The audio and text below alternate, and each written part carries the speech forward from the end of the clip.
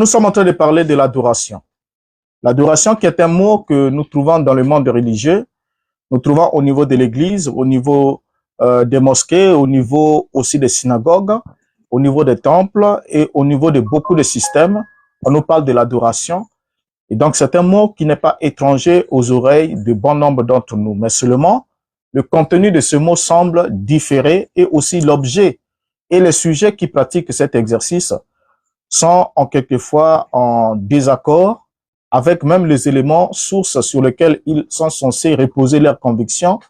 Et c'est pour cette raison que nous sommes ici ce soir dans ce panel, puisque nous avons constaté pendant les lives précédents que la question sur la divinité était une question qui divisait sérieusement. Et par rapport aussi à la réaction de chacun, Frère Tikaya, fermez d'abord votre micro, s'il vous plaît. Par rapport à la réaction de chacun, nous avons aussi compris qu'il y a un sérieux problème sur l'identification de Dieu, sur l'identité de Dieu, comment identifier Dieu et comment savoir exactement qui était Jésus dans son identité. Et à partir de ce moment-là, nous nous sommes inspirés de traiter de cette question aujourd'hui sur l'objet d'adoration. Qui doit faire l'objet de notre adoration et quelle est, au fait, la question première, c'est celle-là. Qui adorez-vous? Adorez-vous Jésus ou adorez-vous Dieu? C'est la bonne question. Alors, maintenant, pour commencer, j'aimerais, comme d'habitude, essayer un peu de faire un petit exposé pour nous permettre d'être dans le bain, pour que vous puissiez comprendre l'objectif de mon questionnement. Et c'est sur base de cela que nous allons apporter des réponses pour tenter de répondre à cette question cruciale, puisque chacun de nous est un adorateur. Soit vous adorez Dieu, vous nous direz pourquoi. Si vous adorez Jésus, vous nous direz pourquoi. Si pour vous, Jésus et Dieu, c'est interchangeable, ou bien vous adorez les deux, comme les Trinitaires ou bien les autres, vous nous direz aussi pourquoi. Et tout cela à la lumière des Écritures. Alors, déjà, pour commencer dans la Bible, nous lisons le psaume 139. Le psaume 139, le verset 14, nous dit ce qui suit. « Je te loue de ce que je suis une créature si merveilleuse, tes œuvres sont admirables, et mon âme le reconnaît bien. » Et nous voyons ici le psalmiste qui introduit ici un point très important.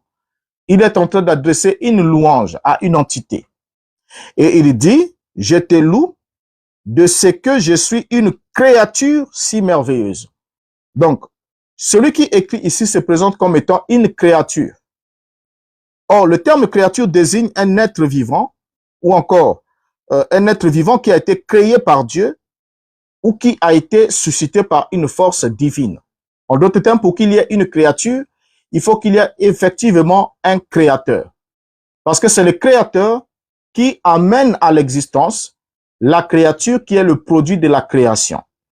Maintenant, ici, dans de nombreuses traditions religieuses, que ce soit les cultes, les créatures sont considérées comme étant des êtres dépendants de Dieu à qui ils doivent l'existence, à qui ils doivent la raison d'être. Et à partir de ce moment-là, on va se rendre compte que lorsqu'on parle de la notion de la créature, d'une créature, cela implique souvent une relation de dépendance et de gratitude envers le Créateur. Parce que la créature se dit, si le Créateur n'avait pas voulu que je sois là, je ne serais pas là. Donc, je dois mon existence au Créateur. Ce qui fait que la créature puisse alors vivre dans une reconnaissance perpétuelle et aussi dans une soumission et dans une dépendance à celui qui l'a créé. Ainsi, les créatures sont considérées comme étant dépendants de Dieu, à qui ils doivent leur existence, à qui ils doivent leur vie, à qui ils doivent leur raison d'être. Et cette dépendance les appelle à témoigner constamment une reconnaissance envers Dieu. Et cette relation alors de dépendance va faire en sorte que la créature puisse alors entrer dans une relation qu'on appelle l'adoration. Et cette relation qu'on appelle l'adoration implique alors une relation de soumission et de reconnaissance envers un être supérieur, cet être à qui la créature doit l'existence. Donc, ce qui est alors logique, c'est quoi? Le fait que je sois une créature, je dois pouvoir identifier mon créateur qui est mon bienfaiteur. Et après l'avoir identifié, je dois alors vivre entièrement dans la soumission, dans la dépendance et dans la reconnaissance perpétuelle vis-à-vis de ces derniers. Et cette vie-là est une vie d'adoration, une vie de service. Alors, à partir de ce moment, on va alors se poser certaines questions. Lorsque nous parlons de l'adoration, nous savons que Dieu est le créateur et l'homme est la créature. Et ce qui est logique, c'est de conclure que celui qui adore, c'est celui qui témoigne la reconnaissance, qui témoigne de sa gratitude envers celui qui l'a amené à l'existence, celui envers qui il doit tout. Donc, en d'autres termes, celui qui adore ne peut pas être Dieu. Ça, c'est le tout premier élément. Parce que Dieu lui-même, c'est le producteur. C'est celui-là qui amène à l'existence la créature. Lui, il est le créateur. Et dans le principe de l'adoration, c'est la créature qui adore le créateur. Or, le créateur, lui, n'adore personne et ne s'adore pas non plus lui-même. Parce que adorer consiste à fléchir les genoux devant, et ça, c'est ce que le créateur ne peut pas le faire parce qu'il n'y a pas d'entité qui lui soit ni égale ni supérieure. Alors maintenant ici, lorsque nous évoluons, nous comprenons que c'est logique de comprendre que celui qui adore ne peut pas être Dieu. Pourquoi? Parce que Dieu n'adore pas. Pourquoi est-ce que Dieu n'adore pas? Parce que Dieu n'a pas de Dieu. Et ça, c'est un élément important à retenir. Dieu n'adore pas parce que Dieu n'a pas de Dieu.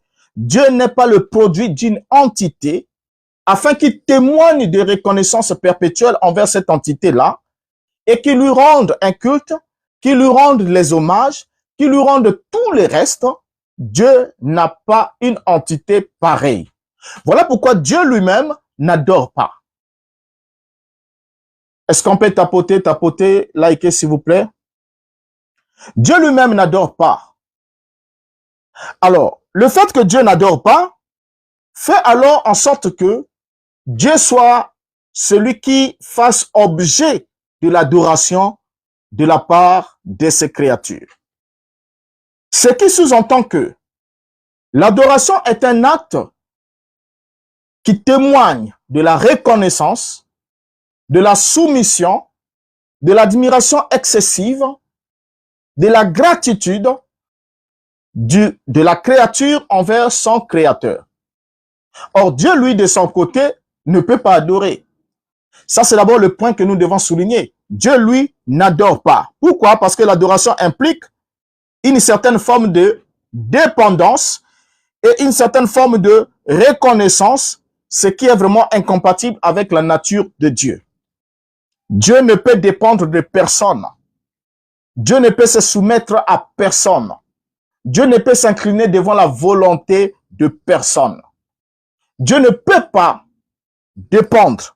Dieu ne peut pas témoigner de reconnaissance ou de gratitude ou rendre des actions de grâce à n'importe quelle entité. Pourquoi? Parce que Dieu est une entité souveraine. La Bible dit que notre Dieu habite au ciel et il fait ce qu'il veut. Cela sous-entend qu'il a une volonté souveraine.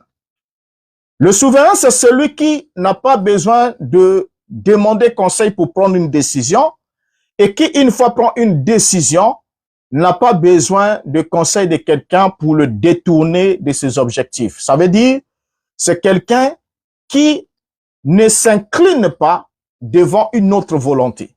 Pourquoi? Parce que il est souverain. Tout se concentre autour de lui-même.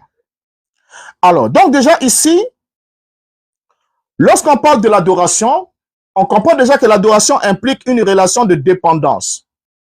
L'adoration implique une relation de reconnaissance, de gratitude envers un être supérieur à qui nous devons l'existence.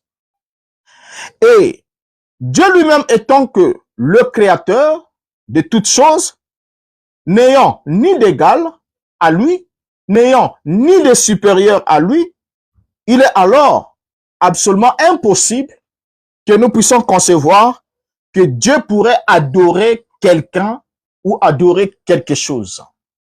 Donc Dieu n'adore pas.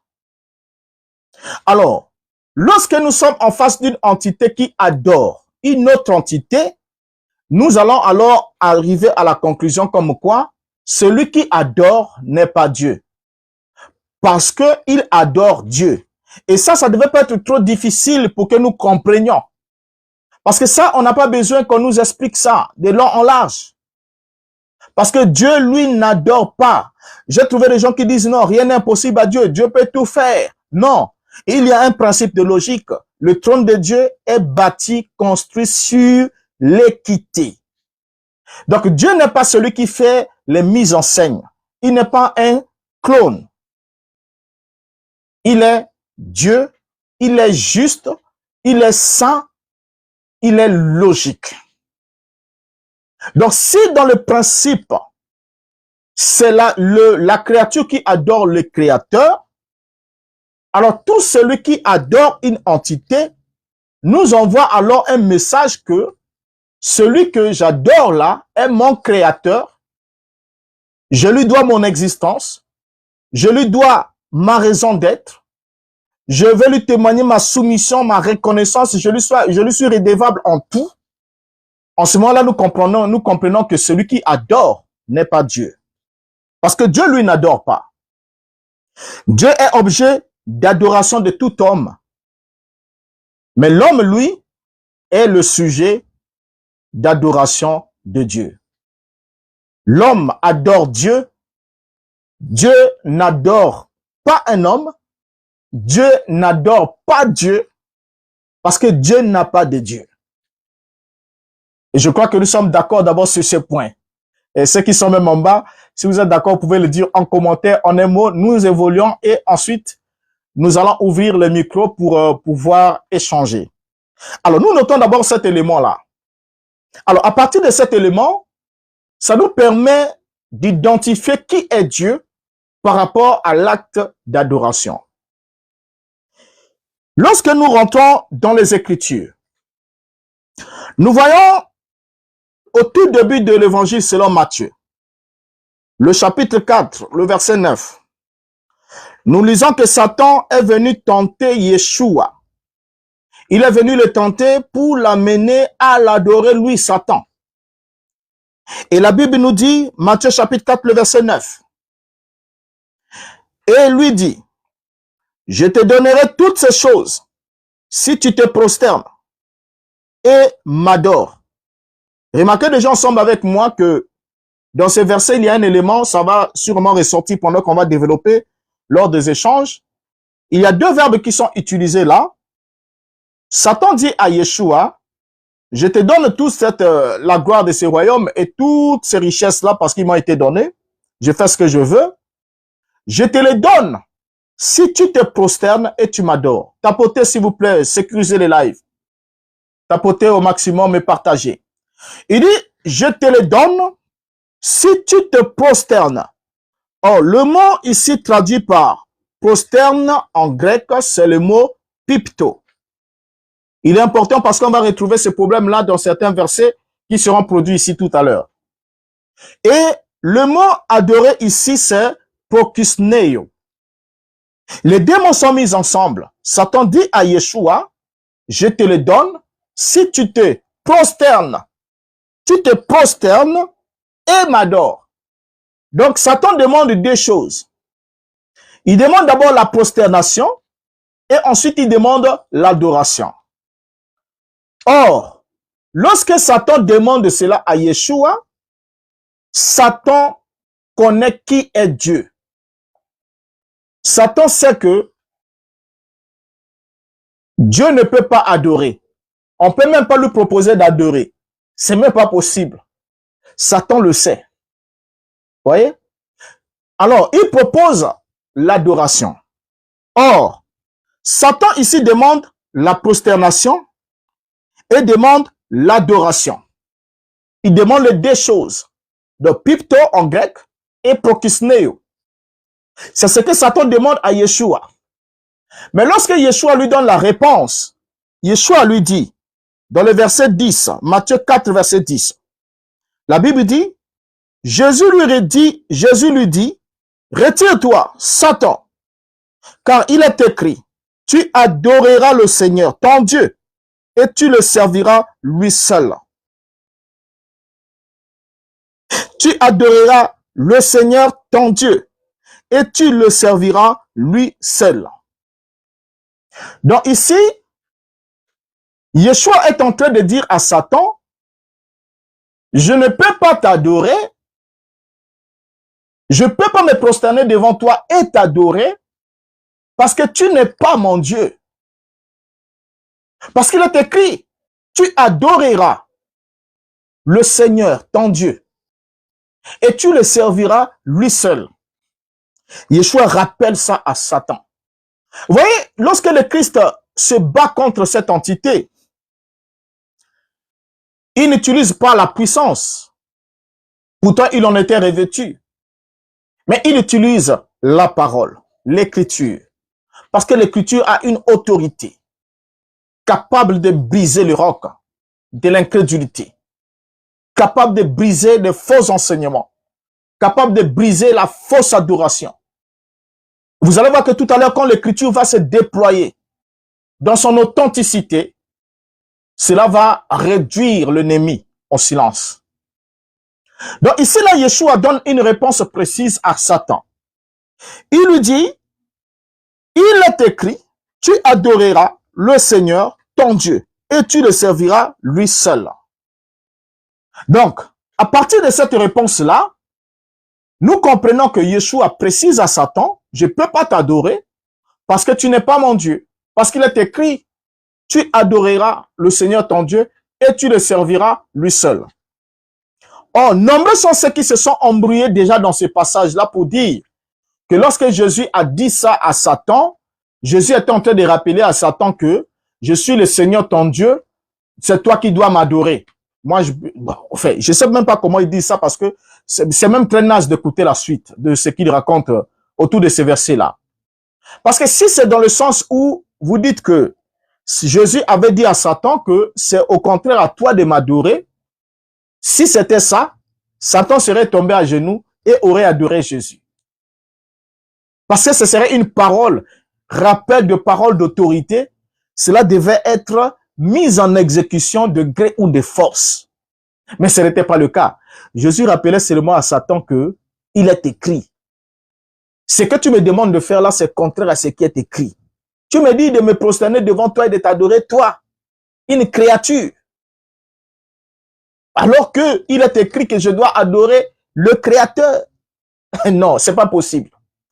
Alors, vous voyez que lorsqu'on avance alors avec Yeshua, lorsqu'il va un peu plus loin dans sa conversation avec la femme samaritaine, il va alors faire cette déclaration. Lorsqu'il discute avec la femme samaritaine, il va parler de l'adoration. Jean chapitre 4.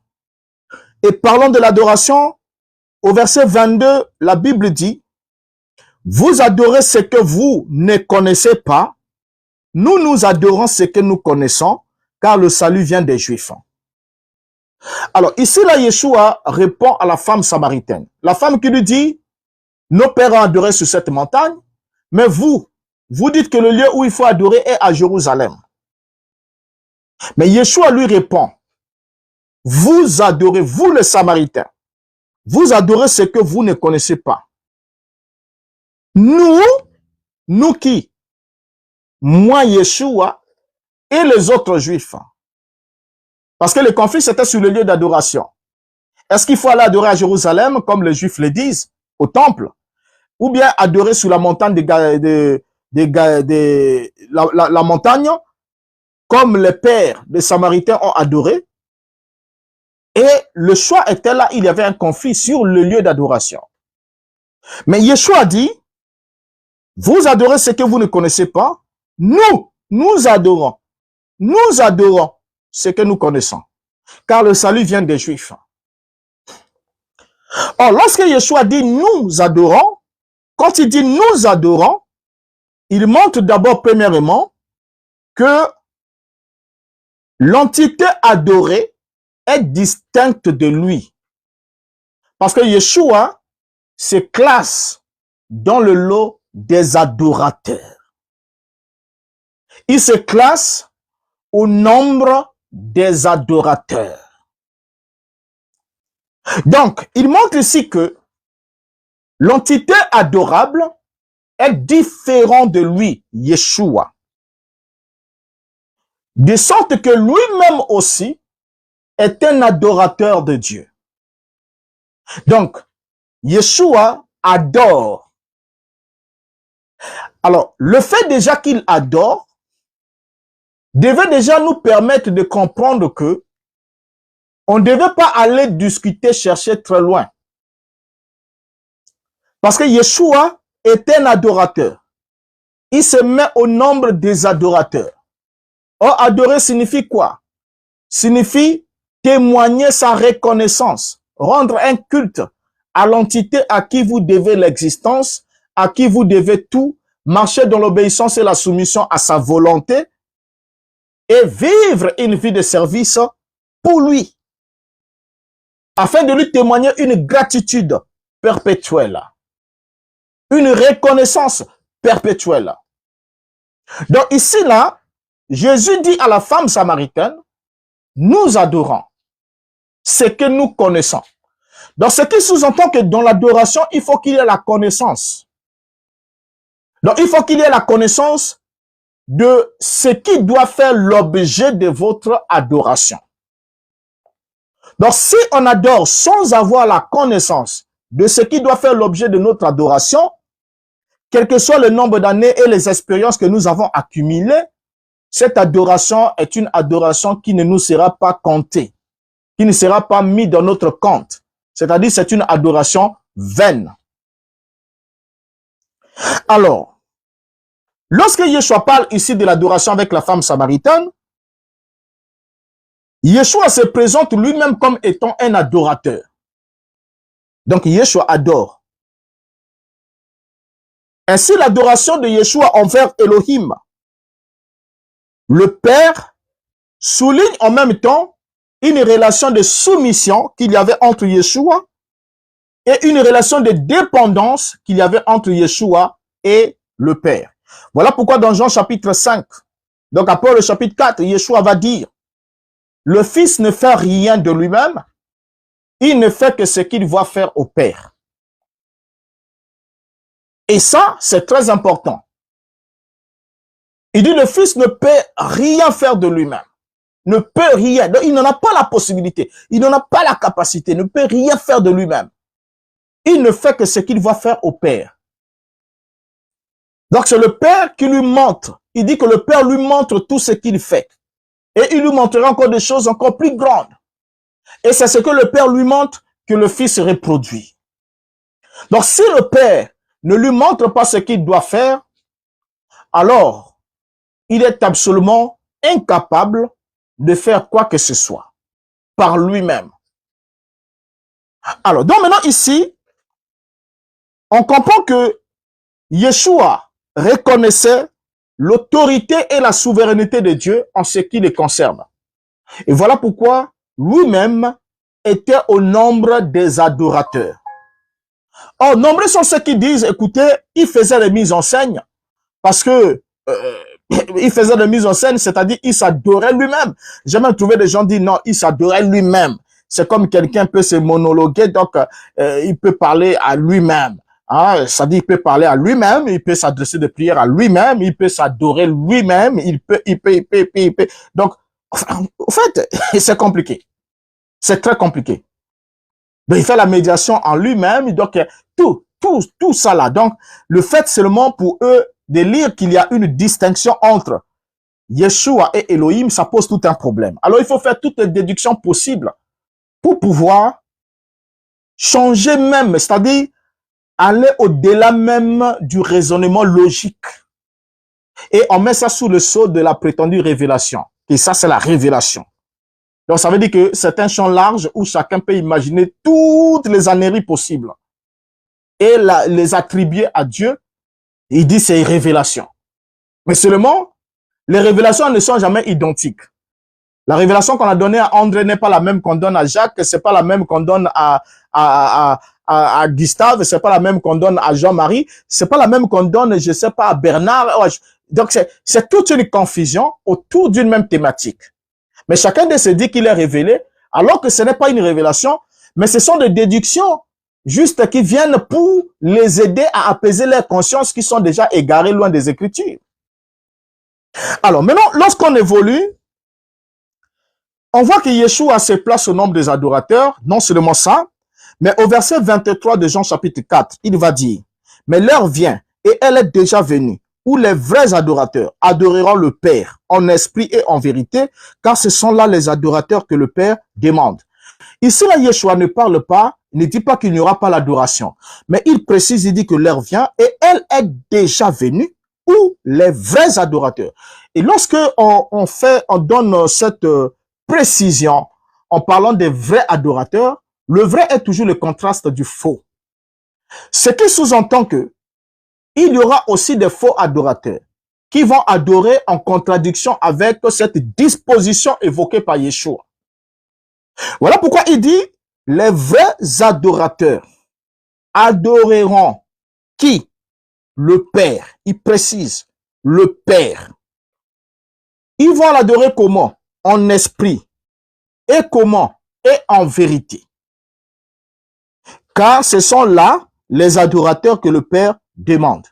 Et au verset 24, il précise, Dieu est esprit et il faut que ceux qui l'adorent, l'adorent en esprit et en vérité. Alors tapotez s'il vous plaît, tapotez, nous sommes très bas. Donc Dieu est esprit et il faut que ceux qui l'adorent, l'adorent en esprit et en vérité. Or, celui qui parle à la femme samaritaine là, c'était pas un esprit, c'était un homme, c'était un juif, c'était un adorateur de Dieu. Il avait la chair, il avait l'os. Il a demandé de l'eau à boire. Or, il présente, il parle à la femme. Les vrais adorateurs adoreront le Père. Et il précise, Dieu est esprit. Et plus loin, lorsqu'il va ressusciter, il va dire, un esprit n'a ni chair ni os, comme vous voyez que j'ai. Alors, donc ici, la précision est faite. Dieu étant esprit, c'est Dieu qui doit être adoré. Pourquoi adorer le Père? Pourquoi Yeshua précise qu'il faut adorer le Père? Il dit très bien, j'aime cette précision-là. Il dit, oh, j'aime ça. Il dit, Dieu est esprit et il faut, c'est un impératif. Il faut. C'est pas que peut-être, non, mais il faut. Ça veut dire que c'est une obligation. C'est un impératif. Il faut que ceux qui l'adorent, adorent qui? Dieu. Dieu qui? Esprit. Lui qui? Le Père. Dans une relation filiale. Donc, il faut que ceux qui l'adorent, pas ceux qui m'adorent, mais ceux qui l'adorent, adorent qui? Dieu, le Père. Le fasse comment? Le fasse en esprit. Ça veut dire en absence de tout ce qui est élément de la création. Ça veut dire qu'en absence de tout ce qui est matériel. Parce que l'esprit, c'est un principe contraire à la matière. L'esprit, c'est l'absence de la matière. Donc ici, là, Yeshua précise que l'adoration du Père doit se faire en esprit et en vérité. La vérité, c'est sa parole, ce sont les commandements, c'est sa loi. Dans Jean 17, Yeshua dit, sanctifie-les par ta parole est la vérité. Alors, donc ici, là, nous saisissons que le Père doit être adoré selon Yeshua. Donc, par rapport à la question de notre thème de ce soir, adorez-vous Jésus ou Dieu? Nous voyons déjà ici, ensemble avec vous, Jésus, Satan lui propose de l'adorer, lui Satan. Jésus refuse, il dit que je ne peux pas t'adorer, je dois adorer Dieu. Et il enseigne à la Samaritaine que les vrais adorateurs adoreront le Père. Or, Jésus lui-même est un vrai adorateur. Donc, en tant que vrai adorateur, lui-même aussi adore le Père, puisqu'il a dit à la Samaritaine, nous adorons ce que nous connaissons. Donc, nous adorons avec la connaissance. Nous savons exactement ce que nous adorons. Mais vous, vous adorez ce que vous ne connaissez pas. Voilà pourquoi, ne sachant pas que ce que vous adorez doit s'adorer à Jérusalem, voilà pourquoi il y a un conflit, vous voulez adorer autour de cette montagne. Alors, pourquoi est-ce que c'est le Père qui doit être adoré? Parce que dans la question de la vie éternelle, le Père en tant qu'entité éternelle, ayant la vie éternelle en lui, il avait donné cette vie au Fils. Et il a remis au Fils le pouvoir de distribuer, de donner la vie éternelle à tout ce qu'il lui a donné. Et le Fils va définir ce que c'est la vie éternelle. Jean chapitre 17, le verset 3. Dans la version Semer, il est dit, « Or, la vie éternelle consiste à te connaître, toi, le Dieu unique et véritable, et celui que tu as envoyé, Jésus-Christ. » Donc ici, là, dans Jean chapitre 4, Jésus parle de la connaissance comme étant l'élément clé de l'adoration. Vous adorez ce que vous ne connaissez pas. Parce que pour adorer Dieu, il faut d'abord le connaître. Il faut d'abord le connaître. Ça veut dire qu'entrer dans une relation d'intimité avec lui, entrer dans une relation qui ferait que vous maîtrisez son identité, ses caractéristiques, qui vous permettront alors de ne pas se méprendre sur son identité, sur sa personne, et de lui donner les droits qui doivent lui revenir. Et c'est ça, connaître. Si je dis que je vous connais, au minimum, je connais votre nom, je dois connaître votre caractère, ce que vous aimez, ce que vous n'aimez pas, et je dois connaître la relation qu'il y a entre vous et moi et ce que vous attendez de moi et ce que j'attends de vous. Et tout ça, ça fait partie de la connaissance. Mais ici, là, Yeshua dit, « Oh, la vie éternelle consiste à te connaître, toi, le Dieu unique et véritable, et celui que tu as envoyé, Jésus-Christ. » Donc, Yeshua, parlant ici, précise que la condition de la vie éternelle, c'est une connaissance. C'est la connaissance de qui? Te connaître toi en tant que le seul. Il dit te connaître toi, le Dieu unique et véritable. N'oubliez pas que les vrais adorateurs adorent Dieu, adorent le véritable. Parce que ce n'est que les vrais adorateurs qui adorent le véritable. Donc il faut le connaître en tant que l'unique, le Dieu unique et véritable. Et ensuite, après avoir connu le Père comme étant le Dieu unique et véritable, il faut aussi connaître que Jésus-Christ a été envoyé par ce Dieu unique et véritable. Et c'est ça la condition de la vie éternelle. Au fait, vous savez, dans cette affaire de la vie éternelle, c'est une affaire où il n'y a pas de forcing. Si vous n'êtes pas destiné à la vie éternelle, cette formule aussi simple que possible va vous échapper. Même si vous désirez comment, au fait, pour vous, ça vous dépassera tellement que vous allez trouver que c'est trop simple, ça ne peut pas passer. Donc, il y a ici une double connaissance.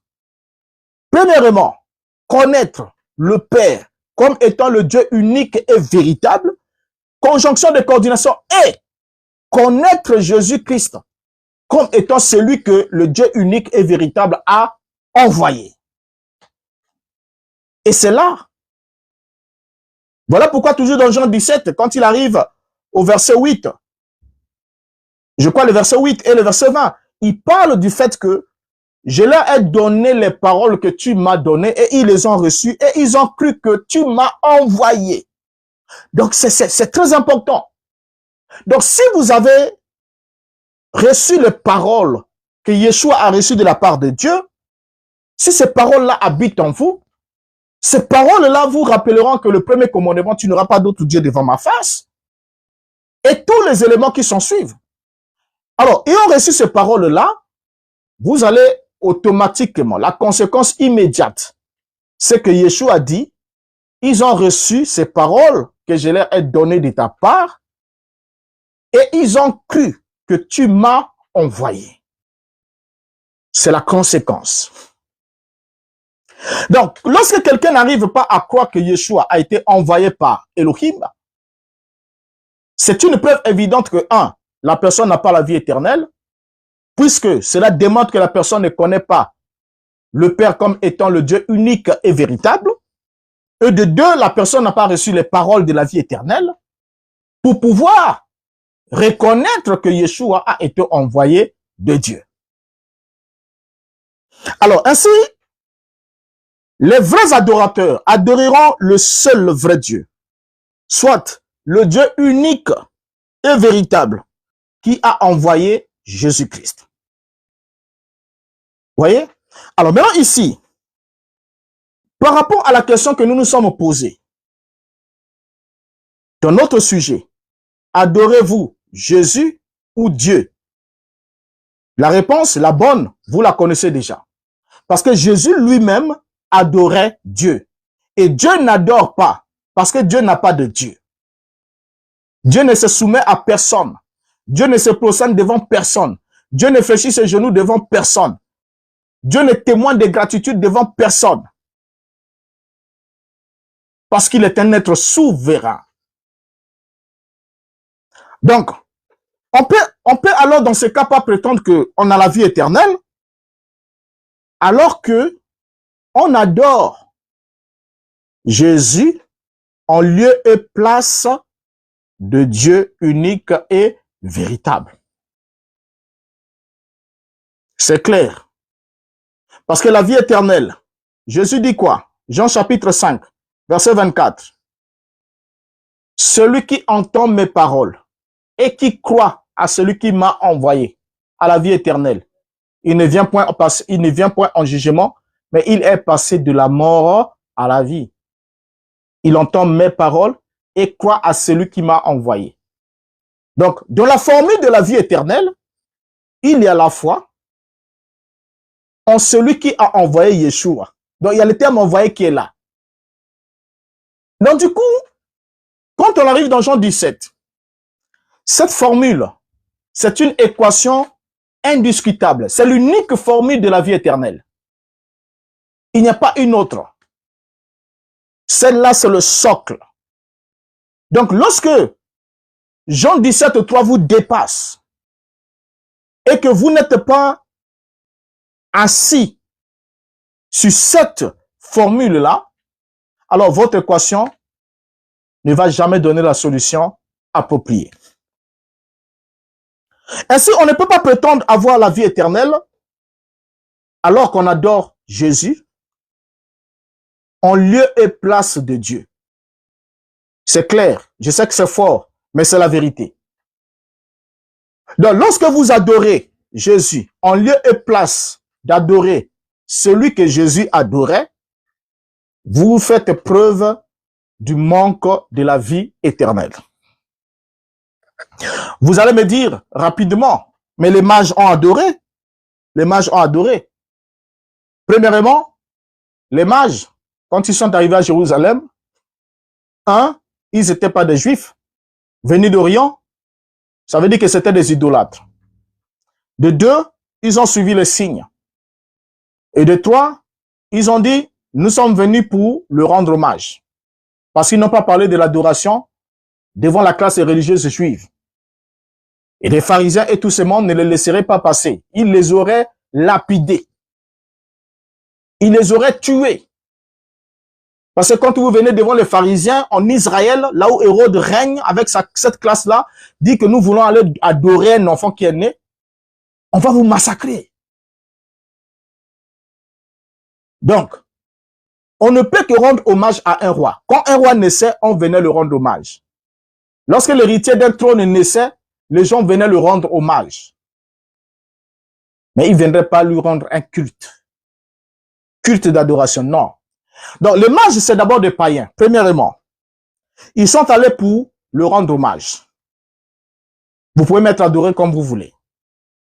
Et en deuxième lieu, vous allez dire, mais les disciples l'ont fait. Les disciples l'ont fait. Et je crois hier, dans le live d'hier, ce passage-là était venu. Voilà pourquoi nous avons été obligés de répondre à cette question aujourd'hui.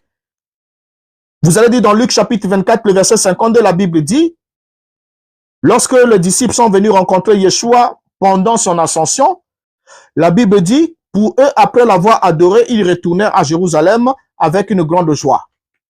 Mais lorsque vous regardez cette expression qui est traduite ici pour adorer, dans d'autres versions, c'est traduit par se prosterner. Pourquoi? Parce que c'est le mot grec prokisneo. Et vous allez constater que entre Matthieu et Luc, ils ne sont pas du même avis sur cette action-là. Chez Matthieu, c'est lorsqu'ils ont vu Jésus, ils se sont prosternés. Mais chez Luc, c'est lorsque Jésus commence à monter qu'ils se sont prosternés. Bon là, on ne va pas rentrer dans ce point-là, mais ce que nous retenons, c'est quoi? C'est le fait que il y a eu l'expression prokisneo. Or, lorsque prokisneo est employé dans le cadre d'un être humain, il ne peut jamais être logiquement traduit par adorer. Parce qu'on adore Dieu qui est un esprit. Donc les apôtres ici étaient déjà enseignés par Yeshua que les vrais adorateurs adoreront le Père. Et avec précision, Dieu est esprit. Et l'adoration doit se faire en esprit et en vérité. Ça veut dire quoi? Ça veut dire qu'il ne doit avoir aucun élément matériel qui doit être associé à l'adoration. Parce que Dieu a existé avant la création de la matière. Et lorsqu'on veut le rendre hommage, on ne doit associer rien à cette adoration. Pas de bougie, pas de croix, pas de photographie, pas d'eau bénite, rien dans l'adoration de l'esprit. Parce que l'alliance nouvelle qui était en train d'être inaugurée, c'était l'alliance de l'esprit qui était une alliance parfaite, une alliance éternelle. Donc, les apôtres ne pouvaient pas adorer Yeshua pendant qu'il est en train de monter au ciel. C'était pas possible. Parce qu'ils étaient enseignés sur l'adoration. Et voilà pourquoi les traducteurs qui ont été les plus fidèles, qui ont compris le fonctionnement du verbe prokisneo, ont rendu ce passage-là par se sont prosternés. La prosternation chez les Juifs était une marque de révérence et de respect. Vous allez constater que dans certains versets bibliques, le mot grec prokisneo, lorsqu'il est utilisé pour Dieu, il signifie adorer. Mais quand il est utilisé pour l'être humain, il signifie se prosterner.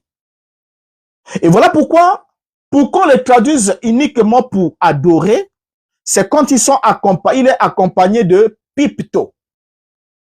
Pipto, vous allez voir dans certains versets, comme dans le passage où les mages sont arrivés devant Yeshua, vous allez lire la Bible dit, ils se prosternèrent et adorèrent.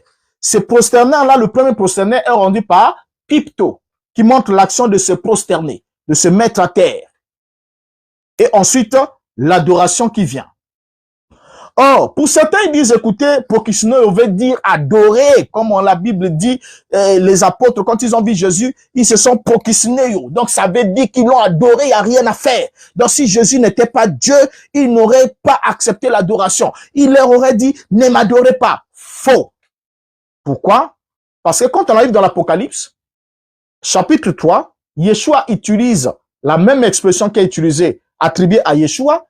Il dit à un messager, il dit, je vais emmener ces gens devant toi et je vais les emmener à se prosterner devant toi afin qu'ils reconnaissent. Voyez?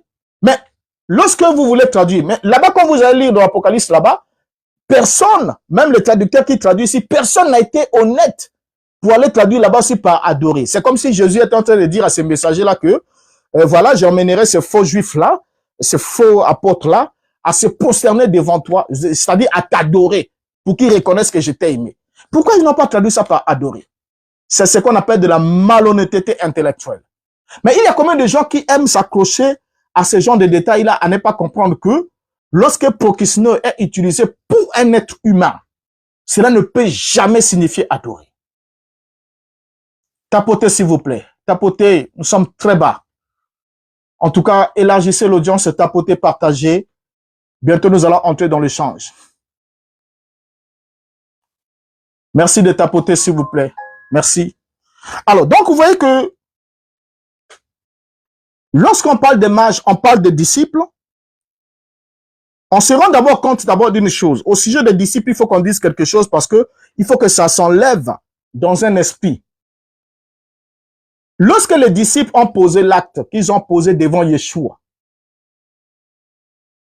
les disciples étaient animés par quel esprit?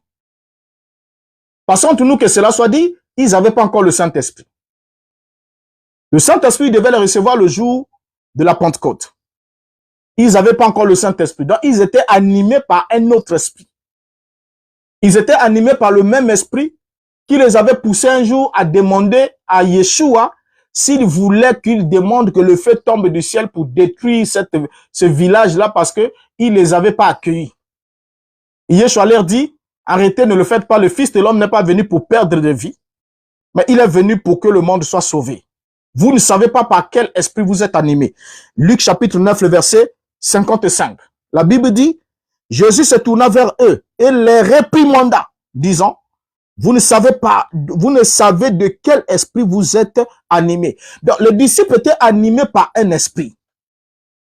Cet esprit-là, lorsque Yeshua n'était pas accepté, ils ont dit, montre Kita. Comme on dit en lingala, hein? Donc que le feu descende, on va faire descendre le feu, brûler cette ville, comme Sodome et Gomorrhe a été brûlé.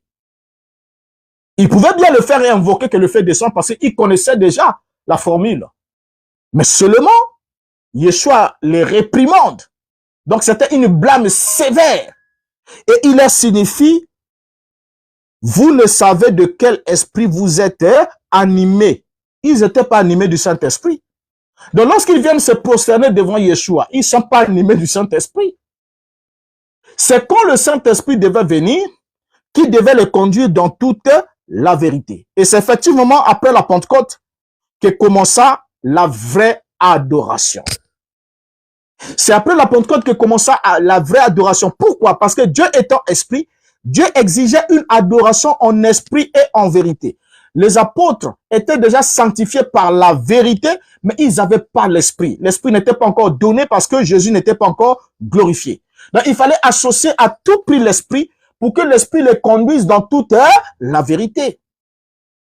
Alors, du coup, lorsque les apôtres reçoivent l'esprit, vous allez vous rendre compte que les apôtres, ayant reçu le Saint-Esprit, je pèse mes mots, n'ont jamais rendu leur culte, même une seule fois, n'ont jamais rendu un culte à Jésus. Mais ils l'ont rendu uniquement à Dieu, qu'ils proclamaient être distincts de Jésus. Et là, je crois que ça devient sérieux. Donc, étant armés du Saint-Esprit, étant revêtus du Saint-Esprit, les apôtres n'ont jamais rendu un culte d'adoration à Jésus. Jamais. Pas une seule fois. Et ça, nous devons appeler maintenant les apôtres pour les lire. On va maintenant lire quelques versets. Et ensuite, quand vous allez intervenir, si vous connaissez un seul apôtre qui étant revêtu du Saint-Esprit après la Pentecôte, qui a rendu un culte à Jésus, emmenez-nous les versets. Qui a adoré Jésus, emmenez-nous les versets. Et ensuite, nous allons comprendre comment est-ce que vous lisez. Lorsqu'on appelle l'apôtre Paul, Philippiens chapitre 3, le verset 3, Paul dit, car les circoncis, c'est nous. Les circoncis, c'est nous qui rendons à Dieu notre culte par l'Esprit de Dieu. Nous rendons à qui? À Dieu. C'est Paul qui le dit. Car les circoncis, c'est nous qui rendons à Dieu notre culte par l'Esprit, qui nous glorifions en Jésus-Christ et qui ne mettons point notre confiance en la chair. Ils rendent leur culte à qui? À Dieu. Comment est-ce qu'ils le font? Par l'Esprit de Dieu. Pourquoi? Parce que Dieu est esprit. Dans Hébreux chapitre 12, verset 28, c'est pourquoi recevons un royaume inébranlable. Montrons notre reconnaissance en rendant à Dieu un culte qui lui soit agréable. En rendant à Dieu un culte qui lui soit agréable. C'est pourquoi recevons un royaume inébranlable. montrons notre reconnaissance en rendant à Dieu un culte qui lui soit agréable. Vous allez constater qu'aucun culte n'a été rendu à Jésus. Du moins, au seul vrai Jésus. Puisqu'il y en a d'autres Jésus qui se laissent adorer, prouvant qu'ils sont des démons. Tapotez, s'il vous plaît. Donc, les Jésus qui se laissent adorer prouvent qu'ils sont des démons. Parce que le vrai Jésus qui a enseigné que la vraie adoration doit être dédiée à Dieu le Père ne peut pas accepter votre adoration. Celui que vous venez, oh Jésus, nous t'adorons. Oh Jésus, nous t'adorons. Toi, notre Dieu, nous t'adorons, nous t'adorons. Celui-là, et qui accepte votre adoration, c'est un démon. Et n'oubliez pas que le diable est capable de se déguiser en ange de lumière. Et ce n'est même pas la puissance qui lui manque aussi. Parce que les miracles vont être faits au nom de Jésus. Matthieu 7, verset 21 à 22 vous attend. Plusieurs viennent lui dire, ce ne sont pas ceux qui me disent Seigneur, Seigneur qui rentreront tous. Mais c'est celui-là seul qui fait la volonté de mon Père qui est dans le ciel. Plusieurs viendront ce jour-là et me diront, Seigneur, Seigneur, n'avons-nous pas guéri les malades en ton nom? N'avons-nous pas prophétisé en ton nom? N'avons-nous pas prêché? N'avons-nous pas fait beaucoup de miracles en ton nom? Il dit, je leur dirai ouvertement, éloignez-vous de moi car je ne vous ai jamais connu, ouvrier de l'iniquité. Et vous savez que l'iniquité, c'est quoi? C'est le fait de marcher en contradiction avec la loi de Dieu. Et lorsque Dieu donne les 10 commandements, Dieu utilise l'iniquité lorsqu'il parle des 3 premiers commandements. Tu n'auras pas de Dieu, d'autres dieux devant ma face. Tu ne feras pas d'image taillée, de représentation quelconque des choses qui sont dans le ciel et sur la terre. Tu ne prendras pas le nom de l'Éternel ton Dieu en vain. Et il précise, je suis un Dieu jaloux, qui punit l'iniquité des enfants, l'iniquité des pères, jusqu'à leurs enfants, jusqu'à la 4e génération, et qui fait grâce et miséricorde jusqu'à 1000 générations pour ceux qui me craignent. Donc, lorsque Dieu parle de l'iniquité pour lui, avant de continuer les autres commandements, lorsqu'il parle de l'adoration, du culte, il parle de l'iniquité. Or, là-bas dans Matthieu chapitre 7, le verset 21 à 23, Yeshua rapporte l'iniquité, parle des ouvriers de l'iniquité. Ça veut dire que ces ouvriers-là qui étaient là n'obéissaient pas aux 2 premiers commandements. Ils avaient un autre Dieu devant la face de Dieu. Ils avaient fait des images taillées, des représentations quelconques. Des choses qui sont dans le ciel, sur la terre, ainsi de suite. Et ils se sont prosternés devant elles. Ah donc, le fait de se prosterner devant la création et non le créateur, vous êtes ouvriers de l'iniquité. Mais il y a le résultat. Ils ont fait des miracles. Jésus n'a pas dit, c'est faux, vous n'avez pas fait des miracles. Non, ils ont fait des miracles. Ils ont guéri les malades. Ils ont donné des prophéties qui étaient justes. Mais ils ont été rejetés. Pourquoi? Parce que déjà, lorsque dans votre conception, dans votre théologie, dans votre révélation, vous ne connaissez pas le Père, il y a un souci. Déjà, si vous ne le connaissez pas, impossible que vous connaissiez sa volonté. Parce que Yeshua ne dit pas que, il parle pas des volontés, il dit la volonté. Il faudra connaître, faire la volonté. Donc, avant de faire cette volonté, la volonté, il faut d'abord la connaître. Mais pour vous, on vous a dit que Jésus n'a pas de Père. Et que lui-même, il est le Père. Lui-même, il est Dieu. Lui-même, il est ceci, cela. Mais Jésus dit qu'il faut connaître la volonté de mon Père et la faire. Sinon, vous n'entrez pas. Même si vous m'appelez Seigneur, Seigneur. Mais si vous ne connaissez pas la volonté de mon Père et ne la faites pas, vous n'entrerez pas dans le royaume. Et dans Jean chapitre 6, le verset 40, il donne la réponse à cette énigme. Il dit, or, la volonté de mon Père est que quiconque voit le Fils et croit en lui ait la vie éternelle. Allez lire Jean chapitre 6, verset 40. Mais aussi dans votre conception, Yeshua n'est pas le Fils de Dieu. Vous ne croyez pas en lui en cette qualité-là. Vous avez une autre qualité que vous avez de lui. En tout cas, rendez-vous à l'accomplissement de Matthieu chapitre 7, le verset 21 à 23. Donc, pour chuter, aucun culte des apôtres revêtus du Saint-Esprit n'a été rendu à Jésus. Disons, le vrai Jésus, lui n'accepte pas ce genre de culte. Le vrai, je dis bien le vrai. Éphésiens chapitre 1, le verset 3. On appelle encore Paul. chapitre 1, le verset 3. Ensuite, nous lisons le verset 17. Paul va nous établir la distinction qu'il y a entre Dieu et Jésus. Il dit, béni soit Dieu, le Père de notre Seigneur Jésus-Christ, qui nous a bénis de toutes sortes de bénédictions spirituelles dans le lieu céleste en Christ. Paul bénit qui? Dieu. Il dit, béni soit Dieu, le Père de notre Seigneur Jésus-Christ. Donc, notre Seigneur Jésus-Christ, le nôtre, hein, pas le vôtre, mais le nôtre, a un Père, et ce Père-là est Dieu. Le verset 17, l'apôtre continue, dit, afin que le Dieu de notre Seigneur Jésus-Christ, le Père de gloire, vous donne un esprit de sagesse et de révélation dans sa connaissance. Donc, afin que le Dieu de notre Seigneur Jésus-Christ, ce Dieu-là est qui? Il est le Père de gloire. Va faire quoi? Vous donner un esprit de sagesse et de révélation dans sa connaissance. Donc, la connaissance de qui? Sa connaissance à lui, celle de Dieu. Donc, si vous n'avez pas un esprit de révélation dans la connaissance de Dieu, qui est le seul, le Dieu de notre Seigneur Jésus-Christ et qui est le Père de gloire, c'est fini pour vous.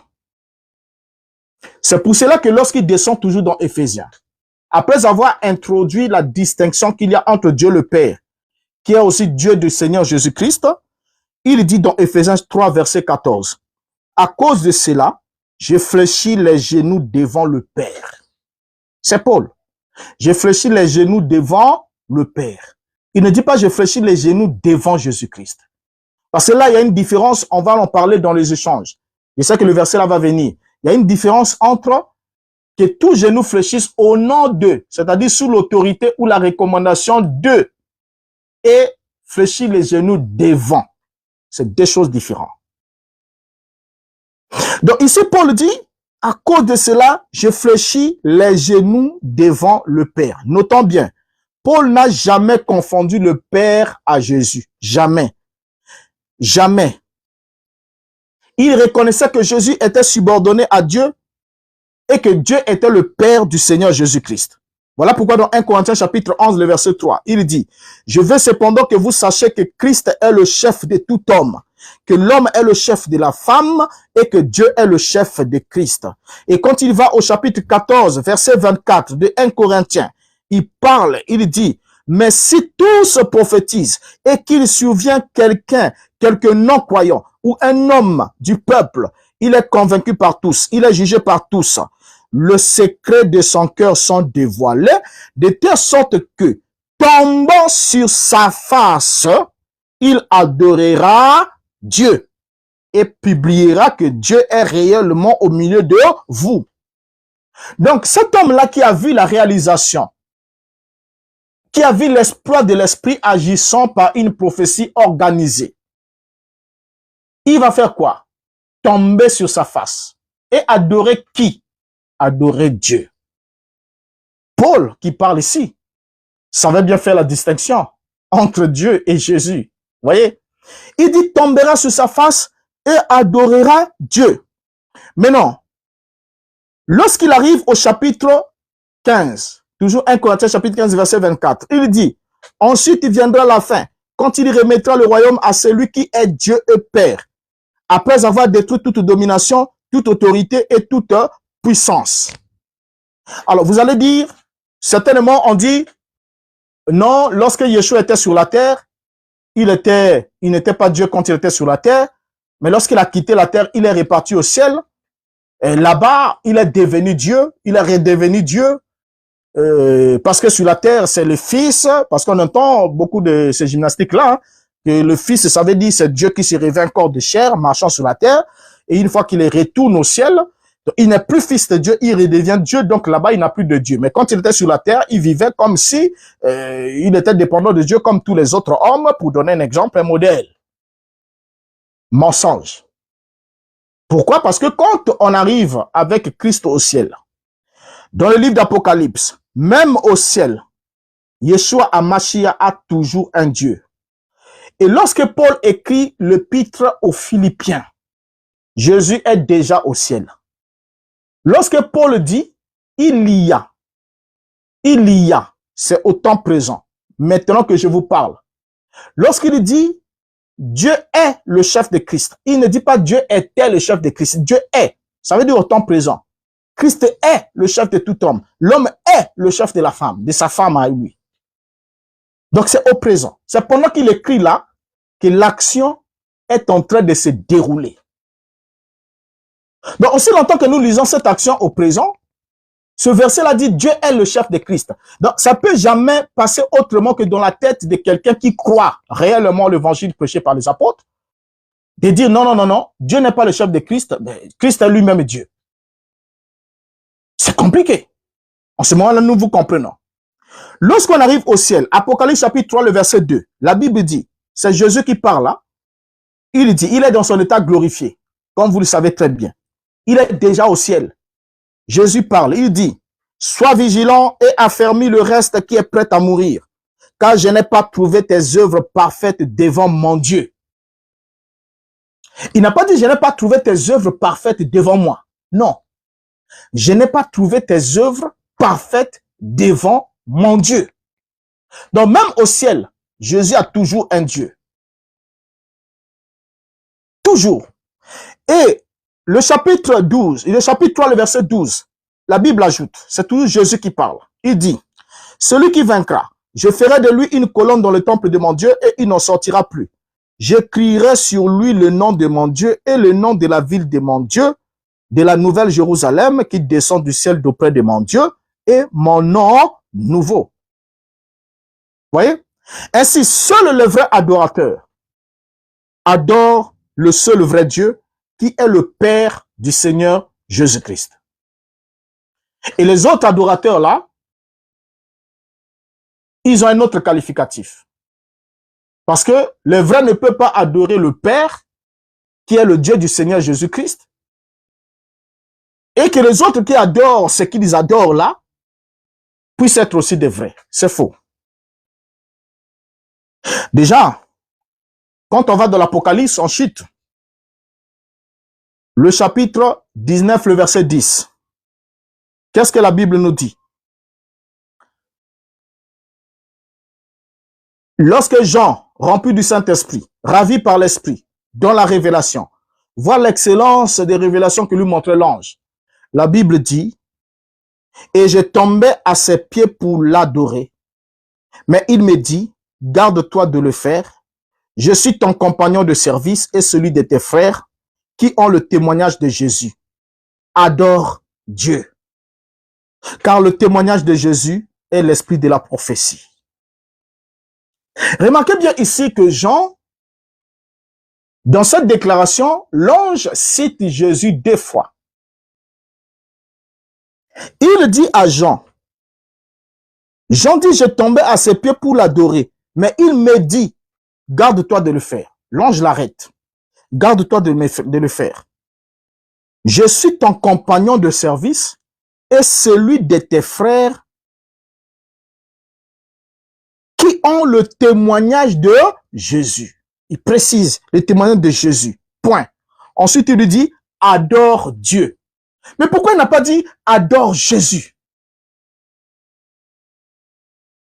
Pourquoi? Mais l'ange lui dit, adore Dieu. Il continue, dit, car le témoignage de Jésus est l'esprit de la prophétie. Donc, Jésus est cité 2 fois, avant de dire adore Dieu et après avoir dit adore Dieu. Donc, Jean est fixé sur l'objet d'adoration. C'est Dieu. Dans Apocalypse chapitre 22, le verset 9. Mais il me dit, garde-toi de le faire. Je suis ton compagnon de service et celui de tes frères, les prophètes, et de ceux qui gardent les paroles de ce livre. Adore Dieu. Remarquez, l'ange ne dit pas adore Jésus, mais il dit adore Dieu. Alors, ceux qui disent adorez Jésus, adore Jésus, ceux-là, ils le disent par quel esprit?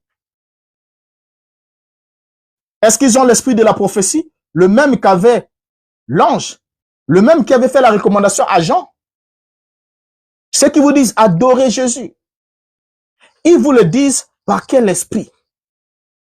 Parce que ici, l'ange, parlant de Jésus, précise à Jean, il lui dit adore qui? Dieu. Adore Dieu. Alors, Lorsque on vous dit adorez Jésus, vous ajoutez cela au livre d'Apocalypse, une recommandation qui n'existe pas dans les Saintes Écritures. Adorer Jésus, ça n'existe dans aucun verset de la Bible. Adorer Jésus, ça n'existe pas. Aucun apôtre ne l'a pratiqué et personne ne l'a fait. Ce n'est même pas recommandé. Que ce soit sur la terre comme au ciel, ce n'est pas recommandé. Et la Bible dit dans Apocalypse 22, verset 18, « Je le déclare à quiconque entend les paroles de la prophétie de ce livre. Si quelqu'un y ajoute quelque chose, Dieu le frappera des fléaux décrits dans ce livre. » Verset 19. « Et si quelqu'un retranche quelque chose, des paroles du livre de cette prophétie, Dieu le retranchera sa part de l'arbre de vie et de la ville sainte décrite dans ce livre. » Alors, notez que même les rachetés au ciel, les saints au ciel, lorsqu'ils adorent, qui est-ce qu'ils ont adoré? Apocalypse va nous dire.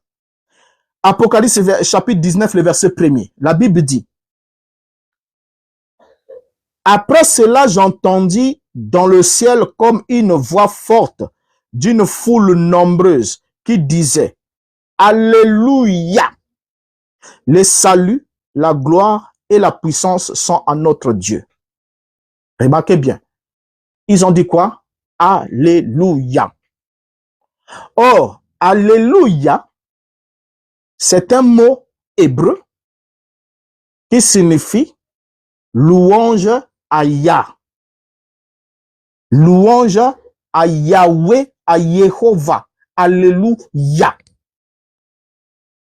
Et cet Alléluia-là, c'est le même Alléluia ici chanté par les rachetés qui a été aussi adressé par les êtres célestes à celui qui est assis sur le trône. La Bible dit qu'ils l'ont adoré en disant Amen, Alléluia. Louange à Yah. Or, Yah, c'est le père de Yeshua, distinct de Yeshua. Alors, donc, vous voyez que les apôtres ont adoré le Père, Dieu. Et même au ciel, les rachetés chantent Alléluia. Et nombreux ici, même dans les églises, vous entendez les gens chanter Alléluia, Alléluia à Jésus. Enfin, je me dis, est-ce qu'ils comprennent même ce qu'ils disent? Parce que Alléluia, c'est un mot qui signifie louange à Yah. Louange à Jéhovah. Louange à Yahweh. Louange à l'entité créateur, le Dieu d'Abraham, d'Isaac et de Jacob, celui qui a suscité en Israël son saint serviteur Yeshua, son fils, et qui l'a envoyé.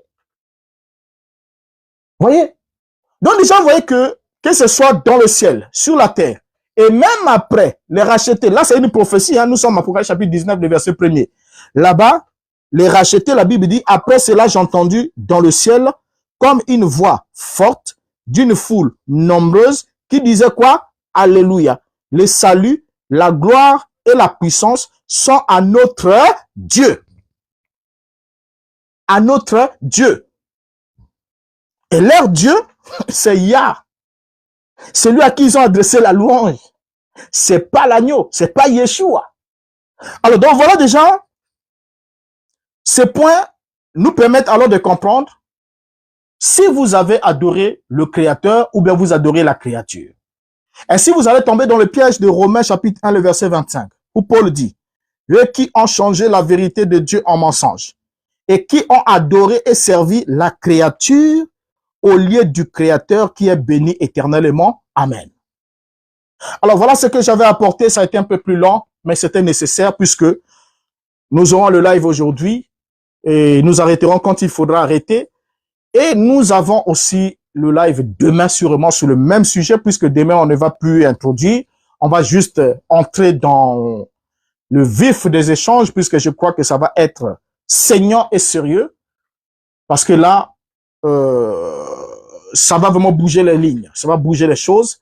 Il faudra que la vérité soit dite.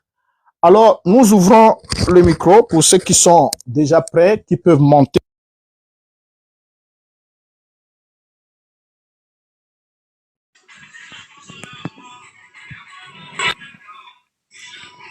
Bonsoir, docteur. Bonsoir, mon cher frère Tikaya. Bien, avant qu'on commence, je voulais noter une chose. Parce que lorsque vous étiez en train d'introduire, j'ai quand même vu défiler les commentaires. Bon, il y a certains dans les commentaires qui insultent. Je prends un exemple, il y a un monsieur ici qui dit le docteur Bottet est trop nul. Bon, l'objet ici, ce n'est pas d'insulter. Ici, je voulais rappeler seulement que celui qui n'a rien à dire, qui se tait, celui qui n'a rien à écrire, qui laisse son clavier tranquille, où il peut se déconnecter du live. Parce qu'on n'est pas venu pour s'amuser ici, on est venu écouter la parole de Dieu. C'est ce que j'allais d'abord dire. Merci. Merci déjà pour cette remarque-là. Et quelquefois, d'autres sont emportés par un certain... Ils confondent des fois les milieux. Et puis, d'autres aussi, c'est une affaire d'éducation. Hein. Parce que quand vous venez dans une place, sur une place publique, vous commencez à insulter, à indexer les gens, à les insulter. C'est pas vraiment une bonne éducation, mais que Dieu pardonne celui qui agit ainsi. Nous sommes sur un panel qui traite de la parole de Dieu et personne n'est obligé, n'est forcé d'y être. Donc, ceux qui trouvent qu'ils peuvent avoir de l'intérêt à nous apporter quelque chose et à recevoir quelque chose de notre part aussi, alors la communion est la bienvenue parce que nous sommes des êtres sociaux, nous sommes des êtres qui sont appelés à marcher en communion.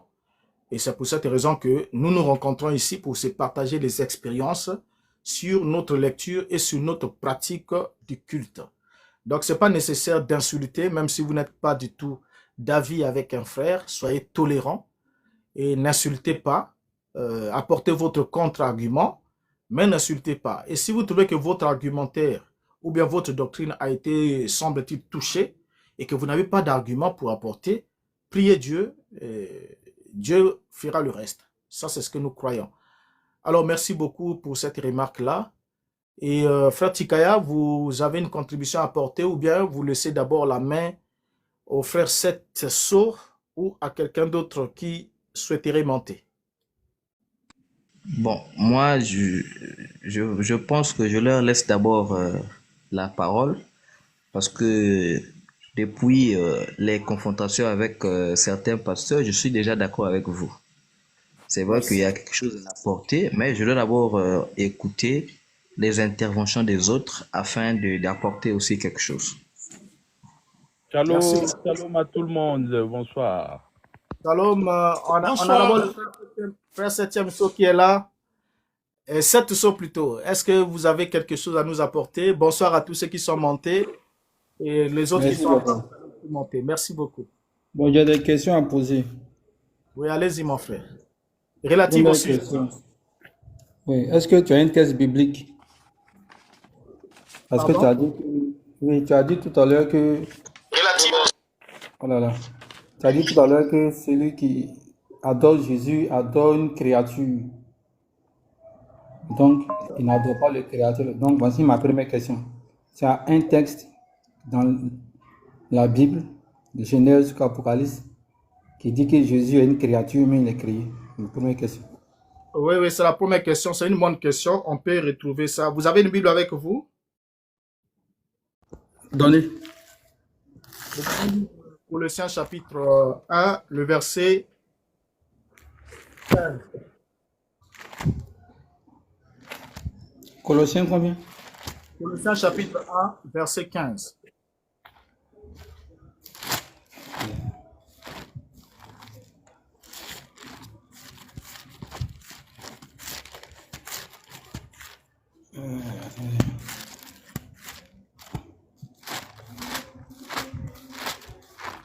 Ah bah, vous pouvez lire directement, non? Je sais pas.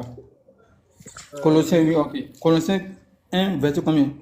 Verset 15. Est-ce que quelqu'un d'autre peut lire ça pour le faire? Celui Attends, qui je a vais 1, une... lire. 15.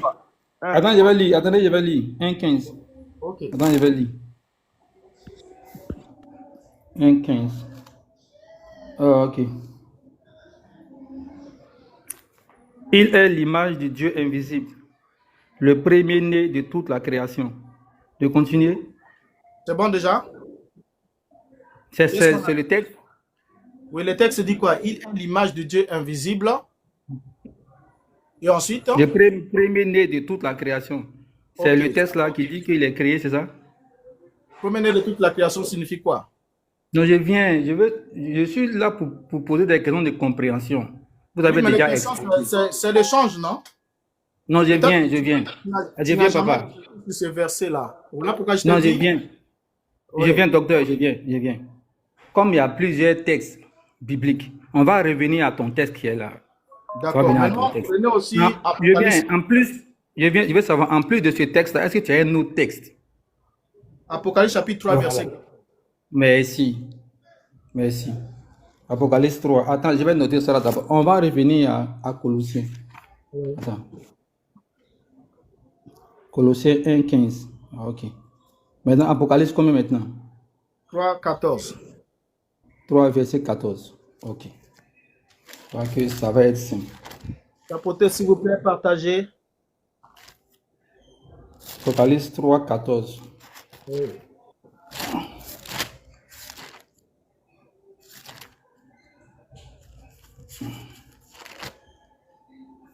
Verset 14.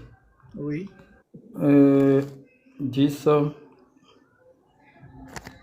14. Écrit à l'ange de l'église de Laodicée.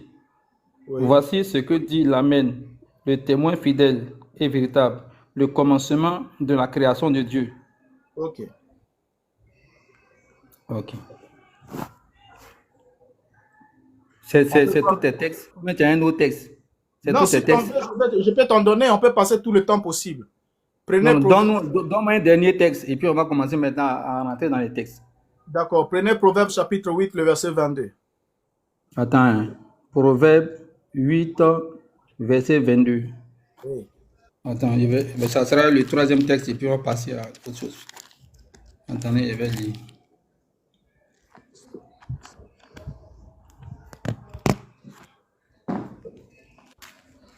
Proverbe.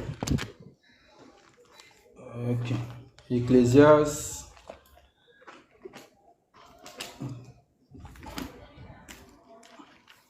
Ok. Proverbe. 8, 22. Proverbe combien? 8 combien? Proverbe 8, 22. 8, 20. 22. 8, 22. Oui. L'Éternel m'a créé la première de ses œuvres. Oui. Ok. Ok. On va commencer par Proverbe 8 là. 8, 22 là. L'Éternel m'a créé la première de ses œuvres. Est-ce qu'il s'agit de Jésus ici? Et moi, je vais commencer par. Est-ce qu'il s'agit de Jésus? Il s'agit de qui? Je te demande, je pose des questions de compréhension. Mais effectivement, c'est un échange, non? Lorsque vous contestez, parce que moi je vous dis que je vous ai donné ce passage-là, vous avez dit que je vous donne des références qui montrent que Jésus a été créé. Oui. Moi je vous donne les passages. Maintenant vous me reposez la question, est-ce que c'est lui qui a été créé ici? Vous ne voyez pas que c'est vous voulez une répétition? Voilà, Je vous attends. il Voilà, s'agit de voilà ce que le texte dit. L'Éternel m'a créé la première de ses œuvres. De qui on parle ici? Le texte ne précise pas. Pourquoi tu dis que c'est Jésus?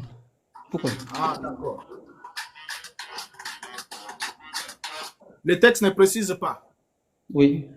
Vous avez voulu l'Éternel que... la première de ses œuvres. Non, Pourquoi vous tu voulez dis que que c'est le Jésus? nom...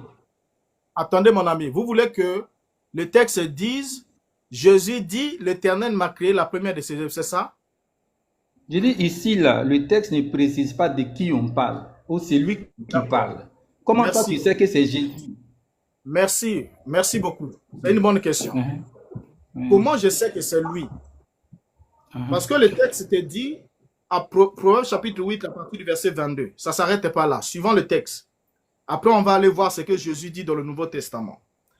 Le verset 22 nous dit, l'Éternel m'a créé la première de ses œuvres, avant ses œuvres les plus anciennes. J'ai été établi depuis l'éternité, dès le commencement, avant l'origine de la terre. Je fus enfanté quand il n'y avait point d'abîme, point de source chargée d'eau. Avant que les montagnes soient affermies, avant que les collines existassent, je fus enfanté. Il n'avait encore fait ni la terre, ni les campagnes, ni le premier atome de la poussière du monde. Lorsqu'il disposait les cieux, j'étais là. Lorsqu'il traça le cercle à la surface de l'abîme, lorsqu'il fixa le nuage en haut et que les sources de l'abîme jaillirent avec force, lorsqu'il a donné une limite à la mer pour que les eaux n'en franchissent pas les bords, lorsqu'il posa les fondements de la terre, j'étais à l'œuvre auprès de lui et je faisais tous les jours ses délices, jouant sans cesse en sa présence. Maintenant, prenons Jean chapitre 17. Jean chapitre 17, le verset 5.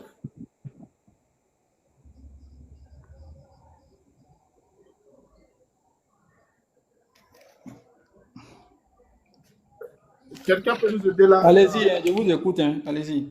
Oui, Jean chapitre 17. Est-ce que quelqu'un peut nous lire Jean chapitre 17, le verset 5? Je vais lire, il n'y a pas de souci. Allez-y. Jean 17, 5.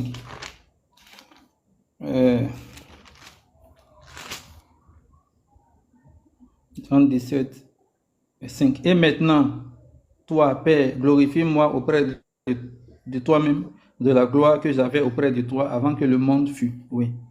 D'accord. Donc, ici, là, dans Proverbe, on a lu l'entité qui s'exprime dit qu'il a été enfanté avant que le monde ne soit. Avant que Dieu ait fait quoi que ce soit, la première des œuvres de Dieu, c'était d'enfanter cette entité-là qui s'est exprimée. Et ici, lorsqu'on arrive ici avec Jésus, dans Jean 17, verset 5, Jésus qui prie son Père, il lui dit, glorifie-moi de la gloire que j'avais auprès de toi avant que le monde fût. Or, avant que le monde fût, il y avait l'entité qui a parlé dans Proverbe 8, 22. C'est la première entité à être manifestée. Maintenant, c'est le même Seigneur Jésus. Lorsqu'il va dans l'Apocalypse, il se présente comme étant le commencement de la création de Dieu. Apocalypse chapitre 3. On va arriver au texte d'Apocalypse là. Colossiens, on va arriver au Apocalypse. Voilà. Maintenant, donc, tu as lu Proverbe. Attends, okay. Vous avez lu Proverbe. Oui. Proverbe là, il n'y a rien. Vous ne pouvez pas prouver dans le livre de Proverbe qu'il s'agit de Jésus. Vous nous ramenez dans Jean. Parce que Jésus-Christ dit, glorifie-moi de la gloire que j'avais auprès de toi, avant que le monde ne soit. Vous dites, s'il a dit ça, donc c'est de lui. On appelle ça une déduction. Comme vous êtes... oui, je viens. Chacun peut faire des déductions. Chacun peut déduire. Il va prendre deux textes et faire des déductions. Donc, je constate qu'il n'y a pas de verset explicite, clair, écrit noir sur blanc, qui dit que Jésus est créé. C'est un bout ici, un bout là, et puis vous essayez d'expliquer. Voilà. Maintenant, on va revenir à Colossiens. Colossiens 1,15, Apocalypse, bon, avec Apocalypse 13, 14. Je vais revenir à Colossiens. Parce que vous êtes docteur. Un docteur, en tant que de ce que j'ai comme connaissance, un docteur, c'est quelqu'un qui lève le voile, en fait. Allez-y, on vous écoute, mon frère. On est là pour ça. Allez-y. On va lire 1 Colossiens 15. 1 Colossiens, attendez, je vais lire.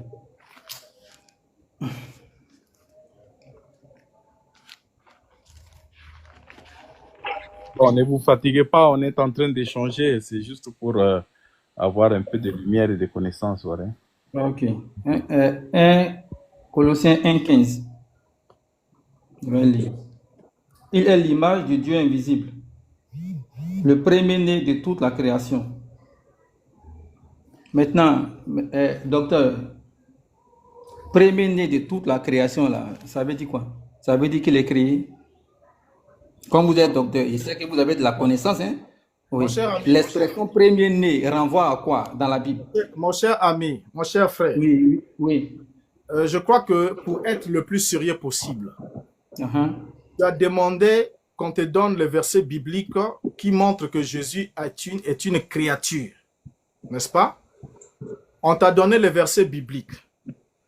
Tu as lu le verset biblique. Maintenant, si tu n'as pas compris ce verset, tu dis que je n'ai pas compris, on t'explique. Maintenant, si tu dis que tu comprends ce verset, que ce verset-là ne signifie pas, ne soutienne pas la thèse qui a été énoncée comme quoi Jésus a été créé, maintenant, tu nous fais une démonstration que ce passage-là, nous, on l'a mal compris. Et ce passage-là ne dit pas ça, que ce n'est pas une création, n'est pas le premier de la création, veut dire ceci. D'accord, merci papa. Merci. Le texte même, voilà. Merci docteur. L'explication là, l'explication est dans le même texte. Lui qui a dit, il est le premier de la création, il dit pourquoi il dit ça. Si tu avais lu la suite, tu allais comprendre. Tu es docteur. C'est intéressant d'avoir des docteur dans l'église de Dieu, c'est très très important. Voilà. Il a dit, il est le premier-né de la création, il a dit car, il donne le pourquoi il dit ça. Il n'a pas dit car c'est le premier à être créé, comme toi tu l'entends, docteur. Lui qui a dit là, on peut discuter, non? Moi je pense que s'il est premier-né, donc il est créé d'abord, ensuite les autres choses viennent après. Mais l'auteur qui est responsable de ces propos-là, il a dit pourquoi il dit premier-né. Il n'a pas rattaché ça au fait que c'est le sujet-là qui est créé d'abord, ensuite les autres choses. Je vais lire le texte. Il est l'image de Dieu invisible, le premier-né de toute la création, car, le car là, c'est parce que, au motif que, car en lui ont été créées toutes les choses. Il est premier-né parce que c'est en lui. Voici la compréhension du premier-né de l'auteur. L'auteur n'a pas dit le premier-né car il a été créé d'abord, comme toi tu l'entends. C'est pas juste, c'est pas correct. Tu es docteur, c'est pas juste. On va revenir à ton texte de Apocalypse 3. C'est là, hein, on n'a pas besoin même de faire théologie. Si l'auteur n'avait pas dit pourquoi il dit ça, toi et moi, chacun allait donner son point de vue. Le premier-né de la création, donc il est créé d'abord. Mais l'auteur même, heureusement qu'il prend la peine de nous dire pourquoi il dit ça. Il ne faudrait pas que chacun donne des interprétations. Car en lui, c'est parce qu'en lui ont été créées toutes choses. C'est pour ça qu'on l'appelle premier-né de la création. Pas parce qu'il est créé. Ok. Je reviens à ton texte. Proverbe 8, verset 22. Non, pardon. Apocalypse 3, 14. Comme tu es docteur, ça me plaît bien de discuter avec les docteurs. Ça me plaît très bien. Et j'espère que tu vas être patient me concernant. Parce qu'il y a beaucoup de questions à poser. Apocalypse 3. Tout en notifiant qu'il n'y a pas que toi et moi sur le panel. Oh, d'accord, d'accord. Donc, je vais finir avec Apocalypse 3 là d'abord. Tu dois aussi ménager ton temps et ne pas penser qu'il n'y a que toi et moi que les autres doivent assister pendant 2 heures du temps. Après, chacun rentre chez lui. C'est pas ça. Non. Attends, c'est pas grave. Donc, Ouais. attends, je vais aller vite, papa. Attends, je vais aller vite.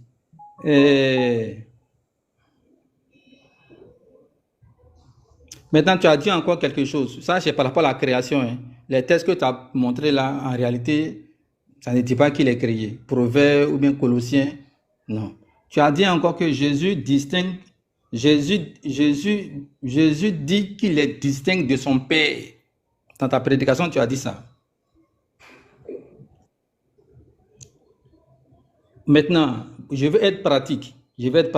Docteur, Jésus là, il est qui pour toi? Est-ce qu'il est Dieu? Est-ce qu'il est un ange? Est-ce qu'il est un homme? Dans les 3 catégories là, tu le places où?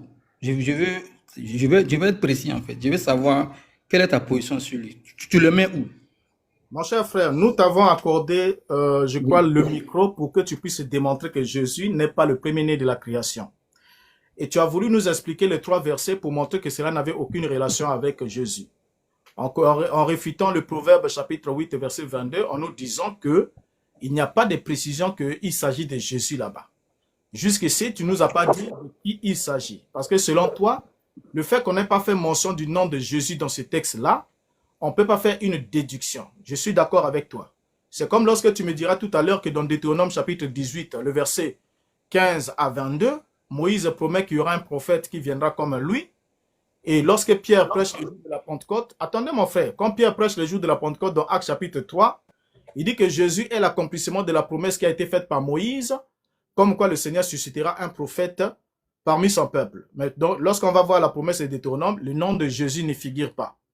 Le nom de Jésus n'est dans aucun passage de l'Ancien Testament sur toutes les prophéties qui lui sont affectées.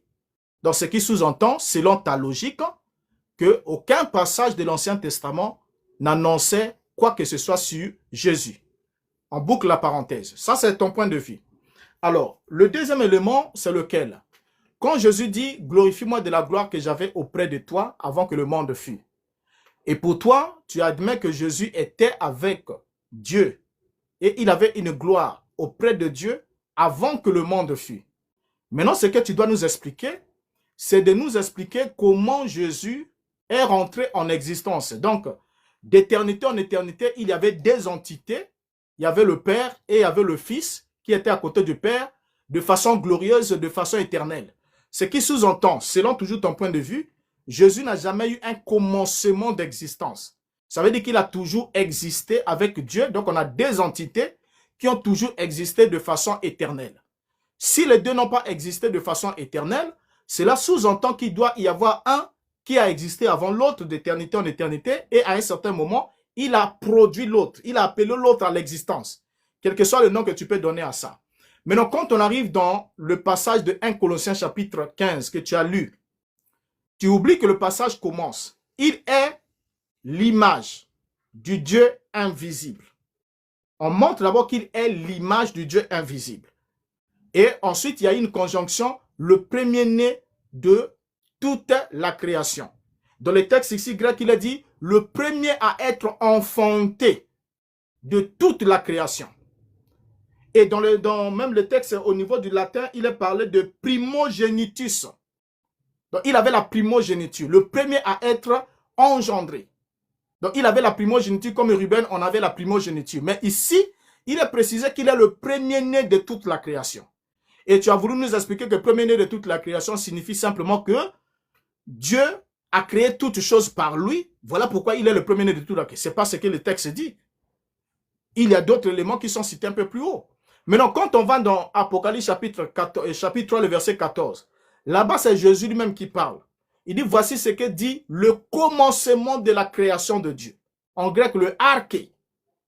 Arché, comme Ruben était le commencement de la procréation de Ruben et de Jacob, Yeshua est le commencement de la création. Parce que Dieu, lui, ne se procrée pas. Dieu crée.